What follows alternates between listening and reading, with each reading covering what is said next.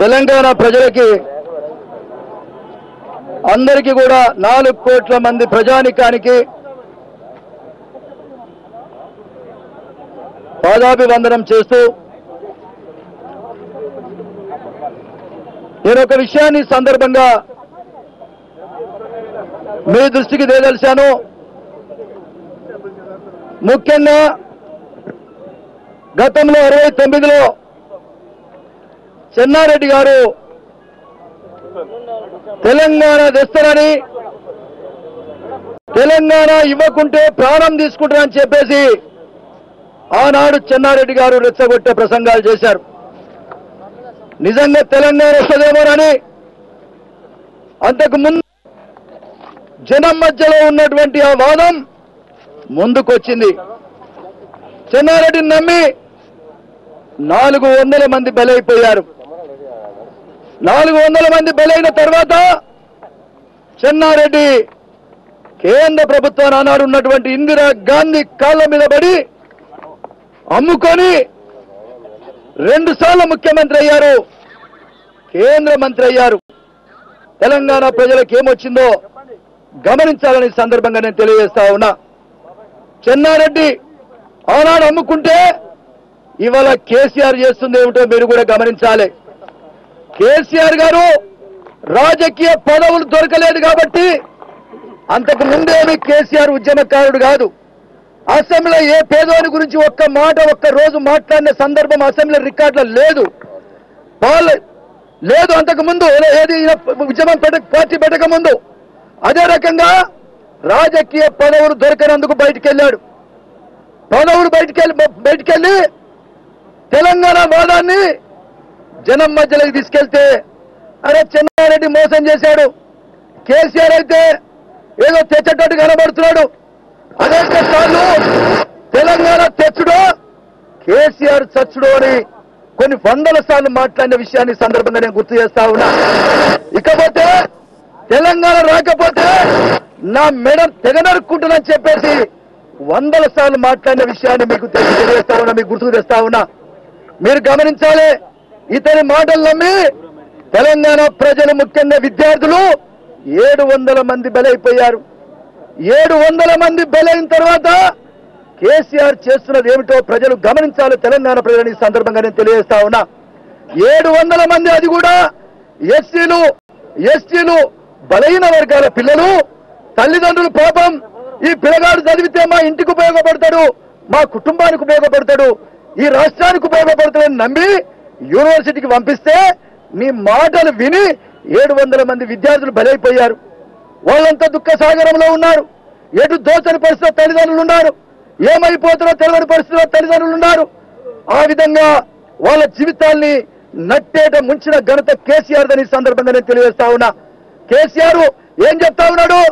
రేపొచ్చే, ఎల్లుండొచ్చే, నెలకొచ్చే, 6 నెలలకొచ్చే, 3 నెలలకొచ్చే అని చెప్పేసి జనాన్ని రెచ్చగొడతా ఉంటే మాట మాటకి ఇవాళ ఎందుకు రాలేదు, నేను చేస్తే వస్తుందేమో, కేసీఆర్ సస్తనంటున్నాడు, కేసీఆర్ తోనరుకుంటున్నాడు. ఈయన లోపల ఎంత చిత్తశుద్ధి ఉంది, ఇతన్ని కాపాడుకోవాలని చెప్పేసి నమ్మి తెలంగాణ ప్రజలు మోసపోయారు. 700 మంది బలైపోయారని సందర్భంగా నేను తెలియజేస్తా ఉన్నాను. చివరికి జరిగింది ఏమిటి మీరు గమనించాలి. మరి సకల జన సమ్మె ఫైనల్ గా 42 రోజులు నడిచింది.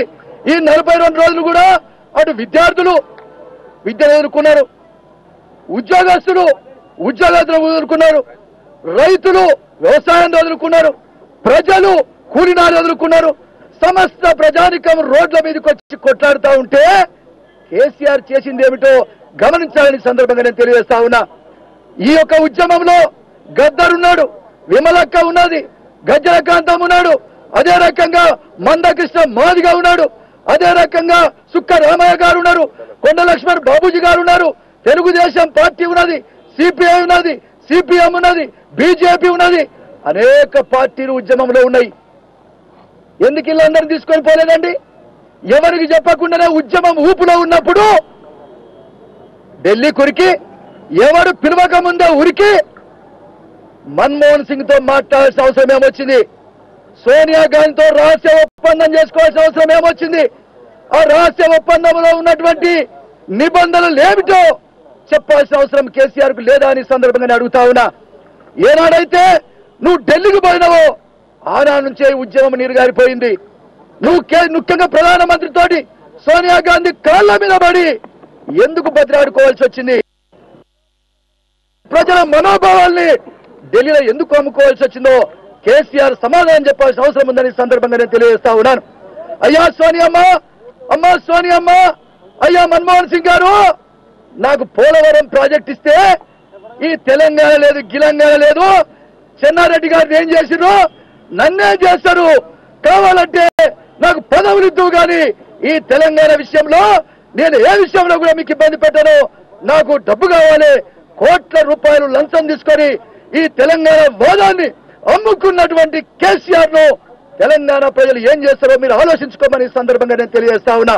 తెలంగాణ ప్రజలు ఆనాడు చెన్నారెడ్డి కాలంలో ఏం చేయలేదు, నన్నేం చేస్తారు వీళ్ళని చెప్పేసి మంత్రిగా, కేంద్ర మంత్రిగా ఉద్యమం పేరు మీద కేంద్ర మంత్రి అయిండు. ఇక్కడ ఆయన అల్లుడితో సహా ఈ రాష్ట్రంలో మంత్రి పదవులు తీసుకున్నారు. ఎందుకు తీసుకున్నాడు? మీరు తెలంగాణ వచ్చిందా? తెలంగాణ రాకముందే పదవులు అవసరం ఏమొచ్చింది?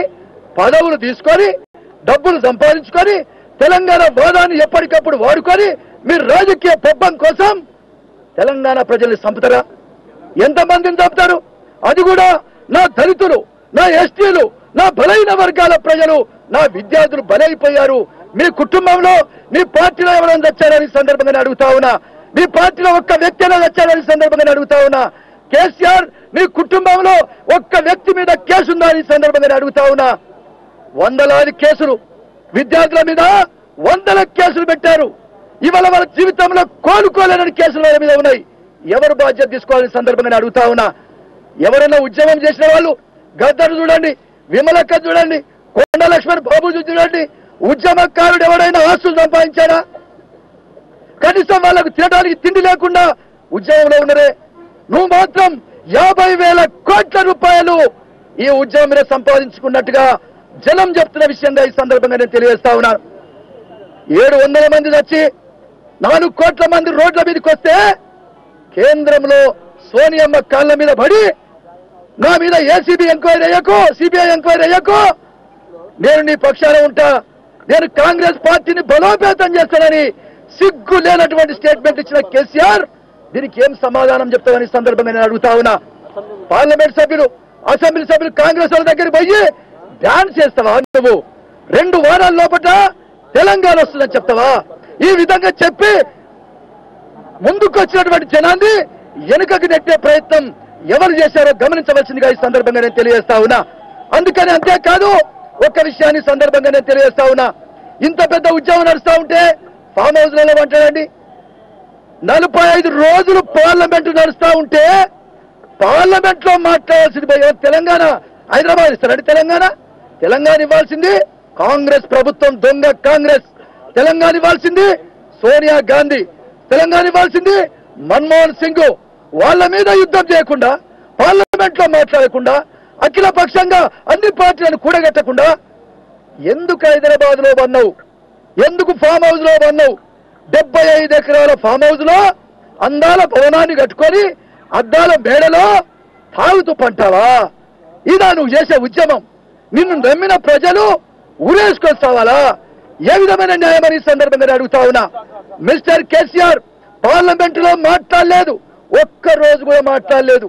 ఎన్నిసార్లు ఎంపీగా నిన్ను ఇక్కడ ఉద్యమకారులంతా గెలిపిస్తే పార్లమెంట్ లో ఒక్క రోజు నువ్వు నోరిపావా?